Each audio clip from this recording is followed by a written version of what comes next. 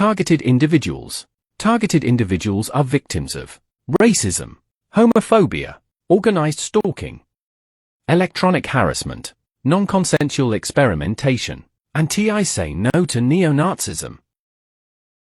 Who are these targeted individuals in the United Kingdom then? Targeted individuals are victims of government weaponization, who have been selected by our own intelligence agencies, usually who are MI5, GCHQ, or MI6, to unwittingly participate in an experimental remote radiological psychotronic mind control and torture program with non-consensual experimentation. These targeted individuals are used as prototypes on which to test and try out new experimental radiological psychotronic mind control and directed energy weapons technology.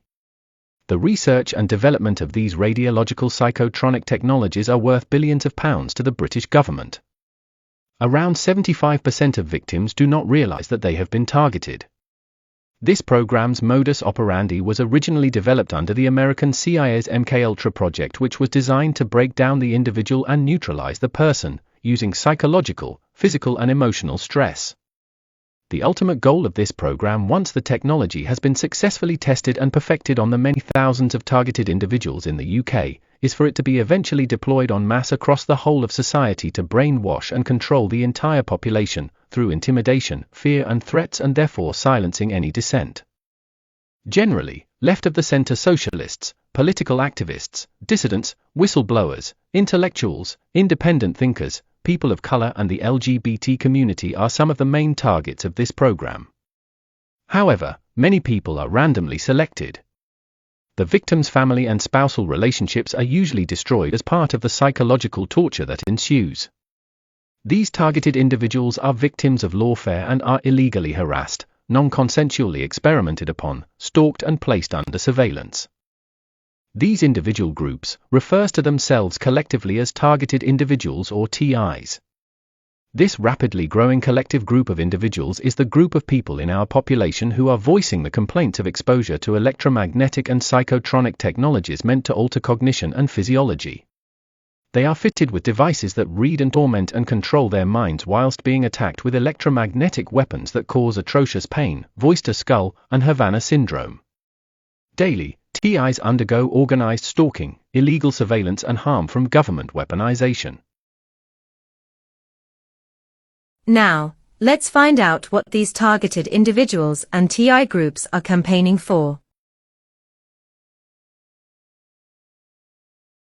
These targeted individual group rallies and campaigns are working hard to expose and end the intelligence agency-run illegal torture program of targeted individuals in the UK and worldwide, through public awareness education and new legislation. Targeted individuals and TI groups are firmly advocating for these changes only through peaceful and non-violent solutions.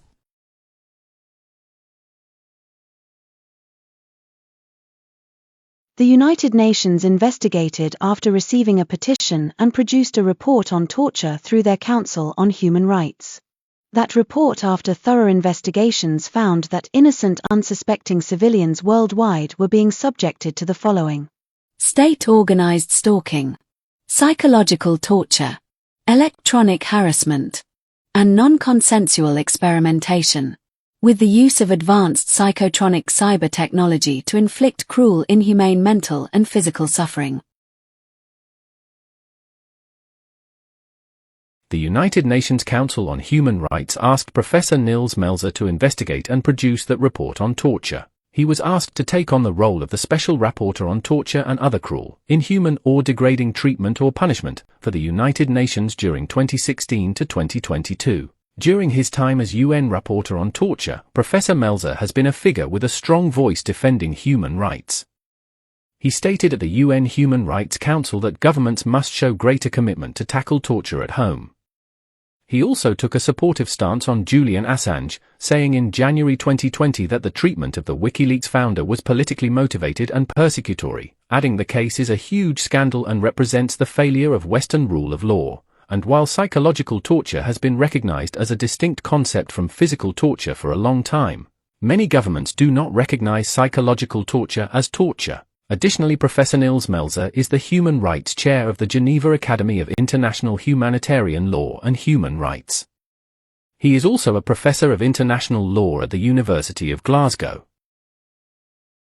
Following the publication of the United Nations report, a further 2 detailed reports were produced by one of the victims known as Mr. RG and was presented to the UK government. The first was the main report that is presented in a very detailed and illustrated format in an easy-to-comprehend style. The second is an additional supplemental report detailing the psychotronic electronic harassment and targeting of the victim Mr. RG for the past decade. To gain a historical context, let's take a very brief look at how these technologies came from the Nazi German Peenemünde Army Research Center to being adopted by the American military-industrial complex and NATO. The first 3 sections in the main report outlines how the emergence of modern electronic, psychotronic and neuro-weaponry came into existence, from its horrific beginnings of being created in the Nazi German Peenemünde Army Research Center and tested in the Nazi concentration and death camps in Germany and Poland, such as Auschwitz, under the German Nazi leader Adolf Hitler's regime in the 20th century. Then following on from there, how it's been further developed and perfected into a powerful and terrifying network of electronic radiological weapon of mass population control, by the same inhumane Nazi scientists that were secretly rescued from the Nuremberg War Crimes Tribunal prosecutions, and transported to the USA by their CIA's covert program called Operation Paperclip. These secretly rescued Nazis were then recruited by the CIA and given subsidies to continue their original very same horrific research, but this time under the auspices of the American government, and they were then implanted into the American military-industrial complex, feeding into the NATO machinery and spreading its tentacles back into Europe, in recent times into the 21st century. Back to our current times, let's take a look into the false watch listing and non-consensual use of civilians as targeted human guinea pigs. The chart shown illustrates the American watchlist screening processes, as an example depicting the collection, nomination, and consolidation activities of information relating to watchlisted targeted individuals. The UK process is not much different to the American process. It must be highlighted that the UK's domestic intelligence watchlisting processes are being misused for falsely listing innocent civilians as villains as a form of carte blanche justification and smokescreen for the unwitting non-consensual use of these civilians as human guinea pig subjects. These unfortunate unwittingly watchlisted innocent civilian victims are then clandestinely used for the research, development, and testing of covert psychotronic surveillance technologies, and covert surgical remote neural monitoring capable telemetric implants band-directed energy weapons. See Section 1 on page 1, and Section 2 on page 35 of the main report, which details this. Let's take a brief look at these miniature neural telecontroller implants for remote radiological telemetry and tracking of targeted individuals. In the example shown, a modern cutting-edge miniature electronic neural telecontroller technological implant is surreptitiously inserted into the sinus cavity through the nasal passage and implanted into a sedated targeted victim without their knowledge. This type of implant easily facilitates remote neural monitoring and electronic harassment and the use of synthetic telepathy. How this is carried out is fully detailed in Section 2 of the main report under the topic titled, The British Surgical Implant Specialists.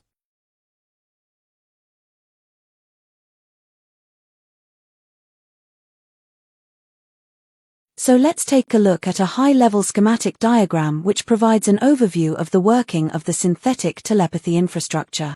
The diagram shows an overview of how remote neural monitoring and tracking telemetry with psychotronic technology functions across a computerized wide-area electronic telecommunications network as implemented in the UK. It also facilitates remote mental torture and electronic harassment.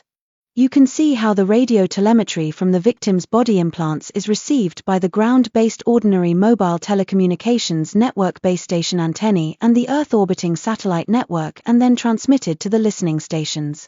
From there, this telemetry data is forwarded onto a vast computerized artificial intelligence-based monitoring system running on a GCHQ-managed supercomputer, where the victim's thought and speech vocalizations, mental and visual imagery and sensory information are captured, identified, indexed and stored in a large database where data mining and analysis operations can be carried out. The captured information is analyzed by artificial intelligence algorithms, and live narrations and condensed reports are generated automatically. These narrations and report streams are forwarded automatically via encrypted communication systems with customized software and interactive devices that are managed by the IT and telecommunications staff at GCHQ. They manage and facilitate this covert detection, monitoring, and transmission of information from targets over vast geographical areas of space quickly.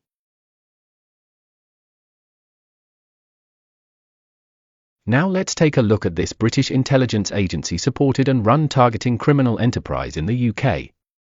The chart provides an overview of how organised stalking and electronic harassment of a victim is used as part of the full targeting criminal enterprise's activities. Following and terrorising the victim, spreading rumours, sabotage of property and staged break-ins are among the long list of stalking activities. Remote electronically managed assaults and harassment include sleep deprivation, pain inducement, involuntary bodily jerking and movement, causing prickly and burning sensations. Additionally, voice projections and mental visual projections are regularly and intermittently carried out to upset the victim. The victim is also subjected to various mind control programs with dream manipulation, mood alteration, memory blanking, and urge induction.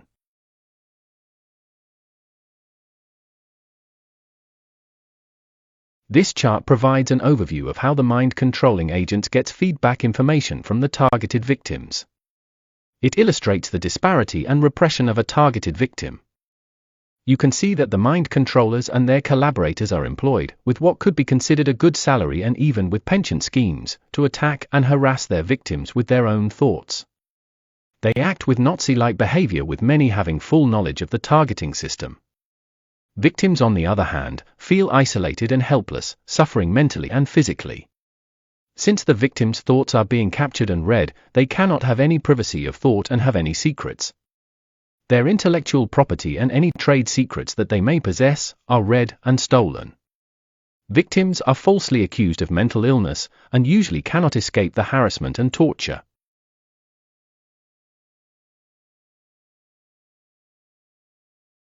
The chart shows how psychological torture and mind control is inflicted on a watch-listed targeted individual using trauma as a inducing method known as monarch programming. This inhumane methodology is used with the American FBI-developed COINTELPRO tactics and utilizes psychotronic technologies. The targeted victim is made to feel confused and then terrorized. They are then interrogated using voice-to-skull technology, and the victim's responses are read using remote neural monitoring and synthetic telepathy technology, and then reprogrammed for behavior modification with dream manipulation. The goals and outcomes sought by the mind-controlling perpetrators usually are to get the watch-listed targeted victim to act irrationally in public and have a falsely constructed psychiatric assessment. Also, if possible, to then get that targeted victim locked up in a mental health hospital. The main aim is to create a false track record of mental illness in the targeted victim, so that the victim is not believed if any complaints of harassment are raised by that victim. This ensures that the victim is made helpless and trapped in misery and suffering, where they can be continued to be harassed and abused with non-consensual experimentation with impunity. In some extreme cases, some of these falsely watch-listed targeted victims are brutally programmed by this form of mind control methodology, and then callously used for silent assassination methods and state-organized false flag violence and terrorism, to cause fear in the general public and generate public concern.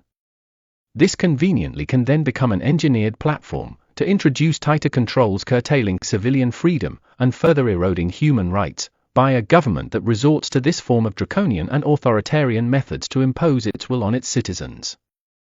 See Section 1 on page 1 and Section 2 on page 35 of the main report, which details all of this in length. So let's take a look into how usually a non-consensual experimentation laboratory is typically brought and set up around the home of an unwitting targeted victim without their knowledge. This illustration conceptually shows how an example live targeting operation is used for training psychological operatives and field agents and for the testing of directed radiation energy-based neuroweaponry. If the targeted victim lives in an apartment or housing complex adjoining each other, where neighboring apartments or houses are separated with only walls, ceilings, or floors. Then directed energy-based neuroweapons can be easily deployed for non-consensual experimentation and testing of these devices to maximum effect for the military and intelligence services.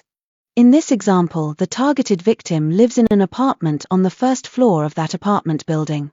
A couple of field agents are placed in the apartment below the victim's apartment with microwave and X-ray-based radar equipment and directed energy weaponry that requires testing for the military by contractors.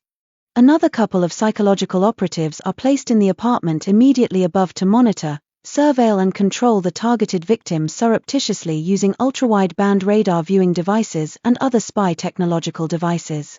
These psychological operatives also then use EEG cloning and voice-to-skull technology with remote neural monitoring systems to conduct dream manipulation and interrogate, harass, and record the victim silently through the night using no-touch torture tactics. Also in this example, another field agent has been placed in the upper apartment as the site and operations manager for facilitating this virtual laboratory of non-consensual experimentation. Sometimes, field agents also may be placed in the adjoining neighboring building after obtaining cooperation from those neighbors. Additionally, other operatives using a clandestine vehicle may occasionally park themselves outside the targeted victim's apartment building to carry out further testing, experimentation, and surveillance training.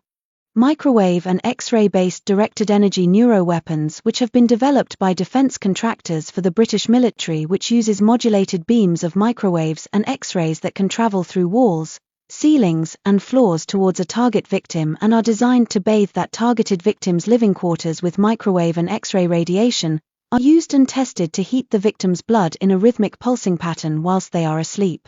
This entrains and synchronizes the target victim's brainwaves to a trained psychological operative's brainwaves. This temporary alignment and synchronization of brainwaves resulting in a temporary joining of the two minds is known as EEG cloning. The operative can then view the target's dreams and influence them through suggestion.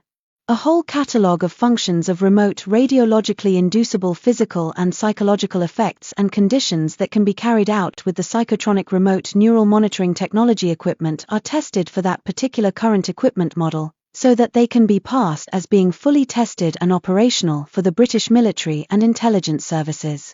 The same microwave and X-ray-based devices can be used to cause discomfort, pain, and even burns in a targeted victim, eventually causing a damaged nervous system and even death with regular prolonged exposure to its radiation over time. See the additional supplemental information report for further details of a similar actual live operational non-consensual laboratory setup as implemented around a particular targeted victim's apartment in the UK's capital city London.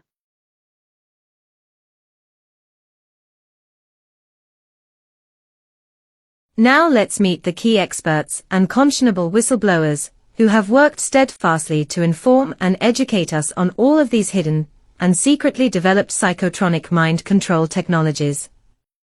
Dr. Rauni Kilda, who was the Chief Medical Officer of Northern Finland. She exposed the American FBI's COINTELPRO program's organized community gang stalking operations and the American CIA's psychotronic remote neural monitoring and synthetic telepathy technology. Additionally, she also revealed that the COINTELPRO equivalent electronic harassment programs in Britain were run by the British intelligence agencies, and that the European Gladio operations was organized and run by NATO. Dr. Robert Duncan, who was an ex-CIA engineer and professor in physics. His whistleblowing revelations informed us about the various components of the synthetic telepathy technology infrastructure, and about the technological mind cloning capabilities of intelligence agency psychological operatives. Dr. Michael Persinger, who was a neuroscientist and biophysicist and also worked on CIA projects. He educated us on how a common consciousness can be shared by many individuals technologically, which is referred to as a hive mind, and also how the human mind can be reprogrammed radiologically whilst you are asleep, during the REM phases of a sleep cycle. Daniel Estulin, who is an investigator and writer. He exposed the secret world of implants and the brainwashing and social engineering of society by British and American intelligence agencies. Also, that the Tavistock Institute, which was Britain's preeminent psychological warfare agency, had dispatched many of its top brainwashers to America to work on the secret mind control projects of the CIA and the Pentagon, including the MKUltra project. William Binney, who is an ex-NSA technical director. His whistleblowing revelations informed us about the covert implanting of mind control chips in American civilians, and about the global surveillance by the American NSA using the Echelon Global Surveillance Network. Dr. Barry Trower, who is a British physicist and a military scientific advisor on radiation. He informed and warned us on the dangers of microwave radiation and microwave-based weapons technologies in Britain. Additionally, on the various type of psychotronic chip implants and how they are activated by microwave beams. Dr. John Hall, who is a board member of EcoAct and member of the Mind Science Foundation. He exposed the secretive world of gang stalking and educated us on the historical beginnings of the American CIA-originated programs of radiological mind control operations. Dr. James Giordano, who is a neuroscientist and U.S. Pentagon and DARPA advisor. He educates us on the current high-tech nanoscale microchip mind control and sensor technology and biotechnology developed by their American DARPA military research team for modern warfare. Dr. Catherine Horton, who is an Oxford-educated particle physicist and worked at the European Organization for Nuclear Research in Geneva, Switzerland. She exposed how British intelligence and various European intelligence agencies and police forces uses organized stalking and electronic harassment using radiological weapons technology to intimidate and silence people. Edward Snowden, who is an ex-NSA technical analyst and worked for the CIA, his now world-famous whistleblowing revelations informed and educated us on the global span of the Echelon Surveillance Network and its Dragnet-style bulk data collection subsystem of the American PRISM Communications Interception System and the British Spectra data mining and interrogation technologies.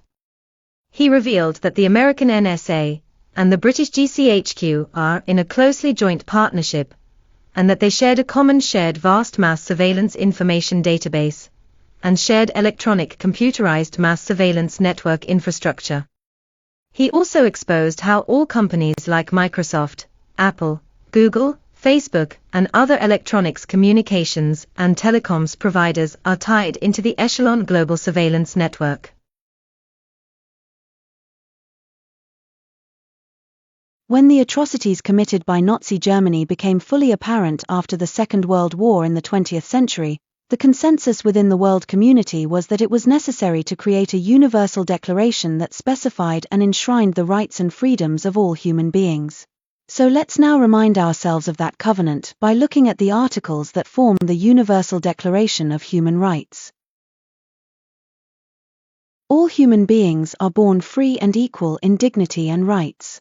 They are endowed with reason and conscience and should act towards one another in a spirit of brotherhood. Everyone is entitled to all the rights and freedoms set forth in this declaration, without distinction of any kind, such as race, color, sex, language, religion, political or other opinion, national or social origin, property, birth or other status. Furthermore, no distinction shall be made on the basis of the political, jurisdictional or international status of the country or territory to which a person belongs, whether it be independent, trust, non-self-governing or under any other limitation of sovereignty. Everyone has the right to life, liberty and security of person. No one shall be held in slavery or servitude. Slavery and the slave trade shall be prohibited in all their forms. No one shall be subjected to torture or to cruel, inhuman, or degrading treatment or punishment. Everyone has the right to recognition everywhere as a person before the law. All are equal before the law and are entitled without any discrimination to equal protection of the law. All are entitled to equal protection against any discrimination in violation of this declaration and against any incitement to such discrimination. Everyone has the right to an effective remedy by the competent national tribunals for acts violating the fundamental rights granted him by the Constitution or by law. No one shall be subjected to arbitrary arrest, detention, or exile. Everyone is entitled in full equality to a fair and public hearing by an independent and impartial tribunal, in the determination of his rights and obligations and of any criminal charge against him.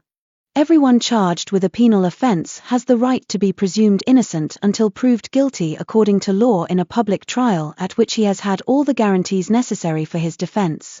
No one shall be held guilty of any penal offense on account of any act or omission which did not constitute a penal offense, under national or international law, at the time when it was committed. Nor shall a heavier penalty be imposed than the one that was applicable at the time the penal offense was committed. No one shall be subjected to arbitrary interference with his privacy, family, home or correspondence, nor to attacks upon his honor and reputation. Everyone has the right to the protection of the law against such interference or attacks. Everyone has the right to freedom of movement and residence within the borders of each state. Everyone has the right to leave any country, including his own, and to return to his country. Everyone has the right to seek and to enjoy in other countries asylum from persecution. This right may not be invoked in the case of prosecutions genuinely arising from non-political crimes or from acts contrary to the purposes and principles of the United Nations. Everyone has the right to a nationality. No one shall be arbitrarily deprived of his nationality nor denied the right to change his nationality. Men and women of full age, without any limitation due to race, nationality, or religion, have the right to marry and to found a family. They are entitled to equal rights as to marriage, during marriage and at its dissolution. Marriage shall be entered into only with the free and full consent of the intending spouses. The family is the natural and fundamental group unit of society and is entitled to protection by society and the state. Everyone has the right to own property alone as well as in association with others. No one shall be arbitrarily deprived of his property. Everyone has the right to freedom of thought, conscience and religion. This right includes freedom to change his religion or belief, and freedom, either alone or in community with others and in public or private, to manifest his religion or belief in teaching, practice, worship and observance. So, let's continue looking at the remaining articles that form the Universal Declaration of Human Rights. Everyone has the right to freedom of opinion and expression. This right includes freedom to hold opinions without interference and to seek, receive and impart information and ideas through any media and regardless of frontiers. Everyone has the right to freedom of peaceful assembly and association. No one may be compelled to belong to an association. Everyone has the right to take part in the government of his country, directly or through freely chosen representatives. Everyone has the right of equal access to public service in his country. The will of the people shall be the basis of the authority of government. This will shall be expressed in periodic and genuine elections which shall be by universal and equal suffrage and shall be held by secret vote or by equivalent free voting procedures. Everyone, as a member of society, has the right to social security and is entitled to realization, through national effort and international cooperation and in accordance with the organization and resources of each state, of the economic, social and cultural rights indispensable for his dignity and the free development of his personality. Everyone has the right to work, to free choice of employment, to just and favorable conditions of work and to protection against unemployment. Everyone, without any discrimination, has the right to equal pay for equal work. Everyone who works has the right to just and favorable remuneration, ensuring for himself and his family an existence worthy of human dignity, and supplemented, if necessary, by other means of social protection. Everyone has the right to form and to join trade unions for the protection of his interests. Everyone has the right to rest and leisure, including reasonable limitation of working hours and periodic holidays with pay. Everyone has the right to a standard of living adequate for the health and well-being of himself and of his family, including foods, clothing, housing and medical care and necessary social services, and the right to security in the event of unemployment, sickness, disability, widowhood, old age or other lack of livelihood in circumstances beyond his control. Motherhood and childhood are entitled to special care and assistance. All children, whether born in or out of wedlock, shall enjoy the same social protection. Everyone has the right to education. Education shall be free, at least in the elementary and fundamental stages. Elementary education shall be compulsory. Technical and professional education shall be made generally available, and higher education shall be equally accessible to all on the basis of merit. Education shall be directed to the full development of the human personality and to the strengthening of respect for human rights and fundamental freedoms. It shall promote understanding, tolerance and friendship among all nations, racial or religious groups, and shall further the activities of the United Nations for the maintenance of peace. Parents have a prior right to choose the kind of education that shall be given to their children. Everyone has the right freely to participate in the cultural life of the community, to enjoy the arts and to share in scientific advancement and its benefits. Everyone has the right to the protection of the moral and material interests resulting from any scientific, literary, or artistic production of which he is the author. Everyone is entitled to a social and international order in which the rights and freedoms set forth in this declaration can be fully realized. Everyone has duties to the community in which alone the free and full development of his personality is possible. In the exercise of his rights and freedoms, everyone shall be subject only to such limitations as are determined by law solely for the purpose of securing due recognition and respect for the rights and freedoms of others and of meeting the just requirements of morality, public order, and the general welfare in a democratic society. These rights and freedoms may in no case be exercised contrary to the purposes and principles of the United Nations. Nothing in this declaration may be interpreted as implying for any state, group or person any right to engage in any activity or to perform any act aimed at the destruction of any of the rights and freedoms set forth herein. We can now examine our long-cherished democratic rights and freedoms of Britons. Britain has willingly signed up to the European Convention on Human Rights, United Nations Universal Declaration of Human Rights, and created the British Human Rights Act 1998. The British Constitution believes that everyone has the right to life, liberty, and the security of person. No one shall be held in slavery or servitude. Slavery and the slave trade shall be prohibited in all their forms. No one shall be subjected to torture or to cruel, inhuman, or degrading treatment or punishment. No one shall be subjected to arbitrary interference with his privacy, family, home, or correspondence, or to attacks upon his honor and reputation. Everyone has the right to the protection of the law against such interference or attacks. Everyone has the right to work, to free choice of employment, to just and favorable conditions of work, and to protection against unemployment. No one shall be subjected without his free consent to medical or scientific experimentation. Everyone shall have the right to freedom of expression. This right shall include freedom to seek, receive, and impart information and ideas of all kinds, regardless of frontiers, either orally, in writing or in print, in the form of art, or through any other media of his choice.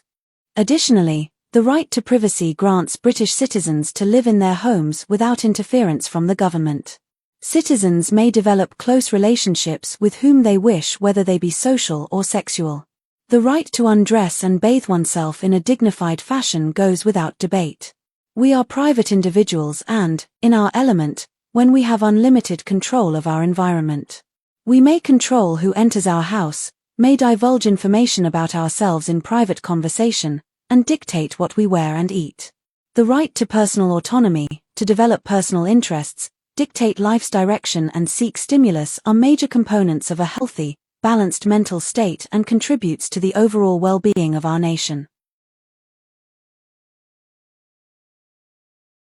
So, how have we done in fostering and fashioning a cool Britannia for the 21st century? The United Kingdom have always strived to project an image of an open and accepting society, where our democratically elected leadership is entrusted with effective transparent governance and effective mechanisms of public oversight. Representing the diverse multi-ethnic, multi-faith, and multicultural modern society we have grown to become. However, whilst we recognize that the United Kingdom needs to maintain a competitive advantage in the rapidly evolving fields of brain and neurotechnological interfacing technology and AI-based cyber technology in the 21st century, especially with the emergence of quantum computing technology, it's absolutely vital that such research and development in these fields are pursued ethically with absolute moral integrity and great caution, and placing the future welfare of our nation at its core. Therefore, we, the British public, take pride with the expectation that our country's elected leadership, security agencies, and public health institutions diligently delivers the duty that they have undertaken, in clear cognizance that they are in the service of their ultimate employer, the citizen public of the United Kingdom.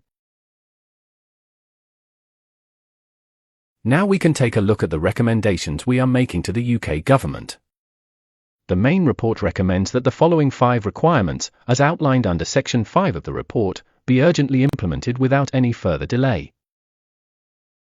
The first requirement is that new legislation should be passed to specifically criminalize and ban all aspects covering unethical, unregulated development and non-consensual testing of brain and neurotechnological interfacing implant technology, AI-based psychotronic cyber technology, and directed energy neuroweaponry. The second requirement is that a complete overhaul of the country's justice system to enable and empower it to thoroughly pursue all avenues of investigation into complaints by victims of this form of psychotronic mind control technological torture or harassment.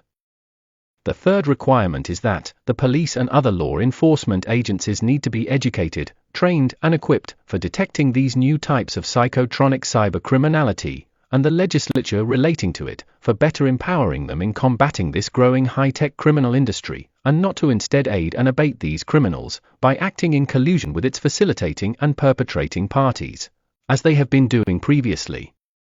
The fourth requirement is that new policies be introduced through the Department of Health, in line with the new legislation, to make it an absolute requirement that all public health and mental health practitioners are fully educated and updated on these new types of psychotronic neurotechnological surgical implants and directed energy weapons, so that they are better prepared to provide real effective assistance, support, and treatment to victims of these crimes, and not to cover up instead. The fifth and important requirement is that a government-sponsored public awareness scheme be implemented to better alert the general public in relation to these types of crimes, ensuring that they are better informed and enabling the public to take sufficient precautionary measures to keep themselves protected from these new psychotronic and directed energy neuroweaponry. Therefore, it is hoped on behalf of the thousands of targeted victims in the United Kingdom who have endured and still continues to endure this form of torture, that these 5 requirements as recommended in the main report be urgently implemented, hopefully bringing some long overdue justice and respite to these victims.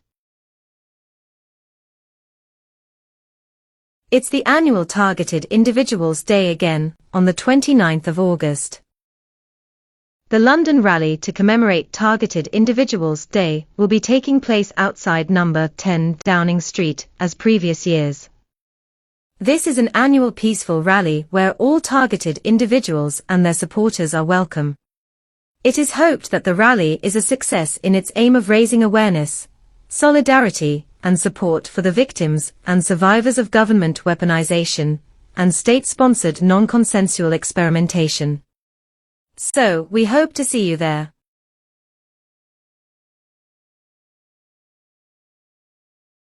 Thank you for your time and showing interest in this urgent campaign to bring about awareness and change on behalf of the thousands of victims of targeting and non-consensual experimentation in the United Kingdom.